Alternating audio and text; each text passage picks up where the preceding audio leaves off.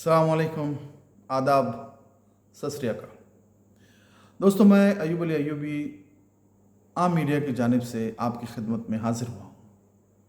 दोस्तों, जैसा कि हमारे एपिसोड्स चल रहे हैं मंजर नामा और उसके पीछे पस मंज़र, ईरान, इसराइल और अमेरिका की वॉर का, और उसके साथ साथ हमारा जो तज़िया है, हमारा एनालिसिस है कि इस वॉर के पीछे जो पिछला जो गेम या पीछे जो चल रहा है, क्या चल रहा है और किस तरह से एक दूसरे को किस तरह से काउंटर किया जा रहा है, एक दूसरे को किस तरह से पीछे ढकेला जा रहा है या उनकी माली हालत को किस तरह से कमज़ोर किया जा रहा है, ख़ास तौर से अरब ममालिक, ख़ास तौर से अरब ममालिक दोस्तों। और उसकी वजह जो है, उसकी वजह आपको हम बताते जा रहे हैं दोस्तों। वीडियो आगे जाने से पहले या आगे लेके जाने से पहले मैं आपसे एक गुजारिश करता हूं दोस्तों कि इस चैनल को अगर आपने अभी तक सब्सक्राइब नहीं किया है तो ज़रूर इसको सब्सक्राइब करें, बेल आइकन का बटन दबाइए ताकि आपको हमारा वीडियो डायरेक्ट मिल जाए, पहले आपको आ जाए। और इसको लाइक और शेयर ज़रूर कीजिए, दोस्तों को भी बोलिए। आपके हिम्मत अफजाई की ज़रूरत है, आपके साथ की ज़रूरत है दोस्तों।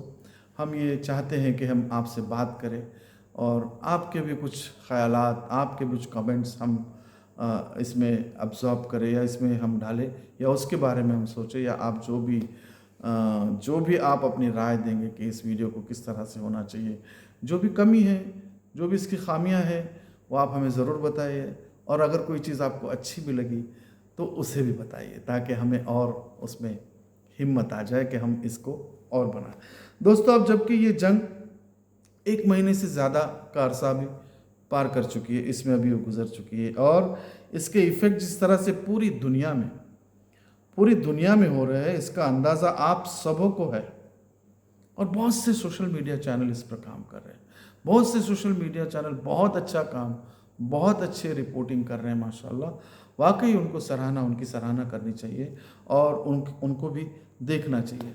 लेकिन हम दोस्तों वो वीडियोस और वो सब हम लोग नहीं दिखा रहे, हम आपको सिर्फ एनालिसिस बता रहे हैं, हम आपको सिर्फ तजिया निगारी करके हम ये बताना चाहते हैं कि आखिर इस वॉर को ये लोग कहाँ लेकर जाना चाह रहे हैं और ये वॉर कहाँ जा रही है और किस तरह से इस वॉर का जो है वो पूरा सेंट्रल पॉइंट जो है वो कहाँ पर है या इसका मकसद क्या हो सकता है।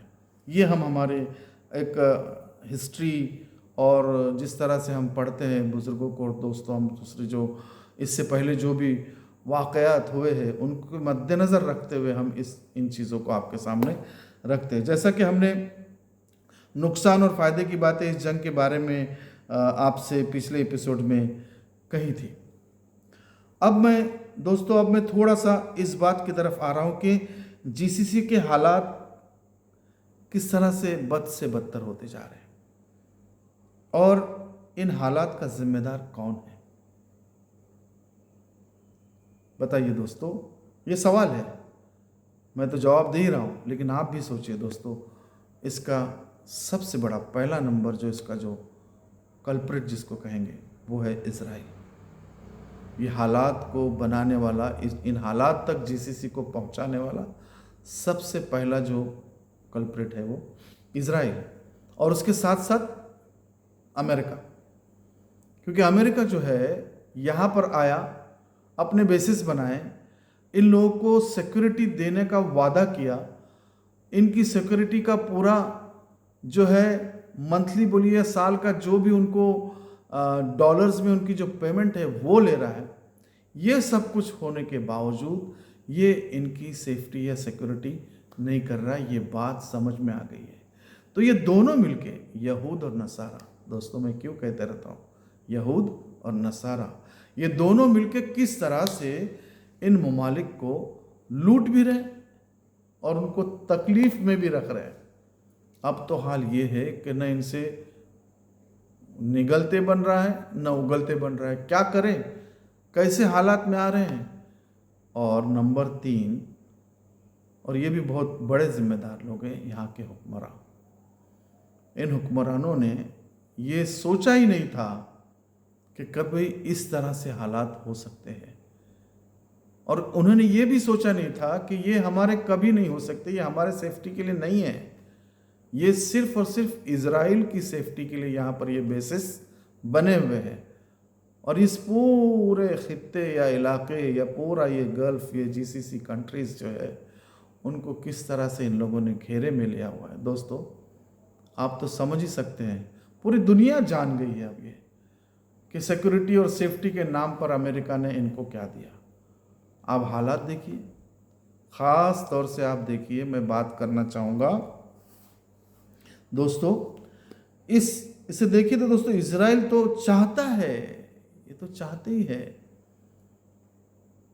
कि इनके हालात ख़राब हो, ये कमज़ोर हो, इनकी तिजारत कमज़ोर हो, इनकी तिजारत इस तरह से कमज़ोर हो ताकि फिर ये कमज़ोर होने के बाद फिर ये उनके ऊपर कुछ अटैक कर सके। क्योंकि ग्रेटर इजराइल, आपको मैंने कहा था दोस्तों, जिस तरह से मैं कहता हूँ कि इसका सबसे बड़ा जो हदफ है, वो हदफ अब सामने आता जा रहा है, सबके सामने आते जा रहा है। और उस हदफ को हासिल करने के लिए देखिए, लिबनान, सीरिया, सब तरफ 3 जगह मोर्चे खोल के रख दिया है, और ईरान इस तरफ से।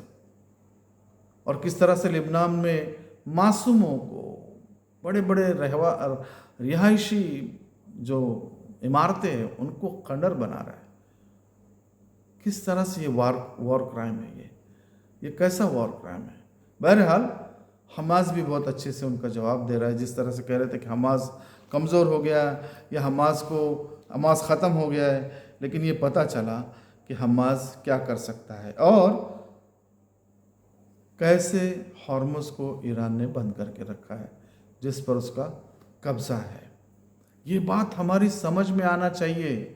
अगर ये लोग, ये हुक्मरान बैठ के सोचे और इस पर कुछ हल निकाले, तो ज़रूर हल निकलेगा, जिसको ईरान बार बार कह रहा है कि इनके पीछे ना रहो, इनके पीछे ना रहो, ये कभी हमारे हो नहीं सकते, इनको निकालो, हम आपस का मामला तय कर लेंगे, हम आपस की चीज़ें, हम तो भाई भाई हैं, हमारा खून एक है, हम देख लेंगे, हमारा आपस का मामला हम देख लेंगे।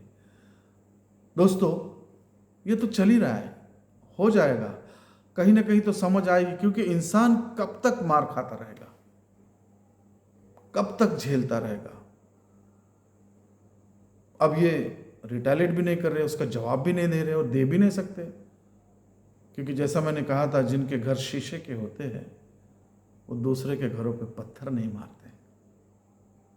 और ईरान की मजबूती अब सबके समझ में आ गई कि एक देश किस तरह से लड़ रहा है। इतने सैंक्शंस और इकोनॉमिकल बैकग्राउंड इतना बुरी तरह से चरमराया हुआ रहने के बावजूद पिछले 40-50 सालों से किस तरह से ये ईरान जो है वो किस तरह से इन दोनों बड़े बड़े सुपर पावर्स के, एक तो मिडिल ईस्ट का सुपर पावर इजराइल और दूसरा तो वर्ल्ड का सुपर पावर अपने आप को कहता है माय फ्रेंड, माय फ्रेंड। तो ट्रम्प साहब, तो इन चीज़ों में अगर हम देखें दोस्तों, तो आज मैं बात करना चाहूँगा ख़ास तौर से, हम एक एक कंट्री के बारे में बात करेंगे और उसका एनालिसिस और तज्जिया आपके सामने रखेंगे।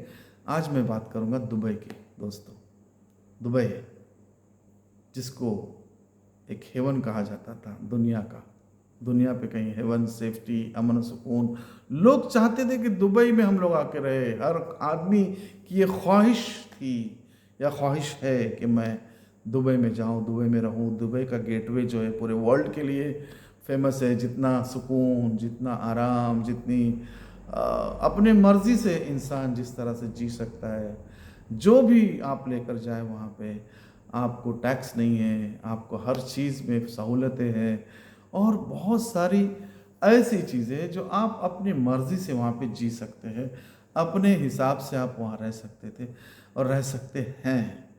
आज उसकी हालत क्या होगी? जो मेन दुबई का जो मेन जो बिजनेस, रियल स्टेट, बड़े बड़े गोडाउन्स, बड़े बड़े जो लोगों की जो वेयर हाउसेस जो है, पूरी दुनिया की जो तिजारत है, उस तिजारत का मरकज़ दुबई आज किस दौर से गुजर रहा है,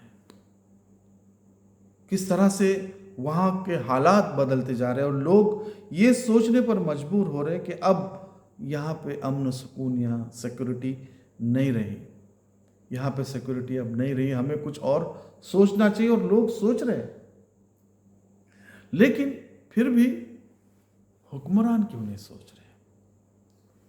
ये क्यों नहीं सोच रहे कि ये अगर ये लोग यहाँ से चले गए, या ये इन्वेस्टमेंट, अगर ये इकोनॉमिकल हमारा बैकग्राउंड खस्ता हाली में गया, तो इसको उभारने के लिए कितना वक्त लगेगा?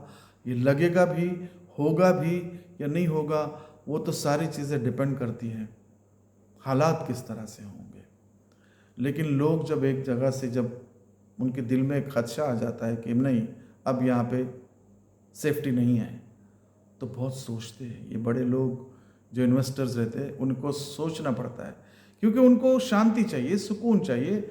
उनको कोई, बोलते हैं ना हमारे एक छोटा सा एक जो लफ्ज़ है, मतलब दग दग, मतलब उनको ऐसा वो ये नहीं चाहिए, कुछ टेंशन नहीं चाहिए उनको। और दुबई इसमें सबसे बेस्ट नंबर 1 था। वो कैसे बना था? ये सारी चीज़ें मुहैया करने की वजह से, इन सारे लवाजिमात या सारी चीज़ें एक जगह पे किस तरह से दुबई लेकर आया, और उसने अपनी एक लाइफ, इनकी लाइफ को किस तरह से एक बहुत ही बढ़िया रॉयल लाइफ बना के लोगों के लिए दिया। तो अब इसका सुकून और चैन ख़त्म हो रहा है। सोचना चाहिए दोस्तों, अब भी, आज भी, अब भी, इस वक्त भी दुबई इजराइल को सपोर्ट कर रहा है। पता नहीं क्या मजबूरियां हैं, पता नहीं क्या चीज़ों में अटक गया। जिस तरह से इसने अमेरिका को फंसा के रख दिया है, डोनाल्ड ट्रंप को जिस तरह से फंसा के रख दिया है इस इजराइल ने, उसी तरह इमारात दुबई को भी फंसा के रख दिया है। ये बात समझ में आ रही है, क्योंकि अभी भी वहाँ पर हमले जारी है। अभी तो इकोनॉमिकल चीज़ों पे, यार वेयर हाउसेस पे, इंडस्ट्रीज़ पे अब हमले शुरू हो गए दोस्तों। ईरान अब पीछे नहीं हट रहा है, ईरान अब पीछे नहीं। वो कह रहा है कि अगर आपकी जगह से कोई चीज़ हम पर आती है, या हम पर अगर वार होता है, तो हम पलटवार करेंगे, और वो कर रहा है। हम देख रहे हैं पिछले 1 महीने से सारी परेशानियों को झेल रहा है, फिर भी कुछ तो कुछ सुबगुहाट जिसको कहते हैं, वो होनी चाहिए, और आ जाएगी। हमारा तज्जिया कह रहा है कि अब आगे थोड़ा सा कुछ अलग होने जाएगा। और दोस्तों, इस बारे में ज़रूर सोचते हैं हम लोग, और सोचना भी ज़रूर। एक बात तो ज़रूर है दोस्तों, कि जंग का दायरा अब बढ़ते जा रहा है, और एक आग का दरिया बनते जा रहा है ये जीसीसी, एक आग का दरिया बनते जा रहा है दोस्तों ये जीसीसी। इसको रोकना होगा, वरना ऐसी तबाही आ जाएगी कि जिसका हम आप अंदाज़ा नहीं लगा सकते, कोई अंदाज़ा नहीं लगा सकते। इसके साथ में मैं दुआ करता हूँ, और अमन और शांति की दुआ करता हूँ कि पूरी दुनिया में अमन और शांति और सुकून आ जाए, और सुकून के साथ साथ दोस्तों ये जंग ख़त्म हो जाए। दोस्तों ज़रूर इसको लाइक करें, इसको ज़रूर लाइक करें, शेयर करें और सब्सक्राइब करें दोस्तों। Thank you. मैं अयूबी आपसे विदा लेता हूँ। अस्सलामु अलैकुम व रहमतुल्लाह।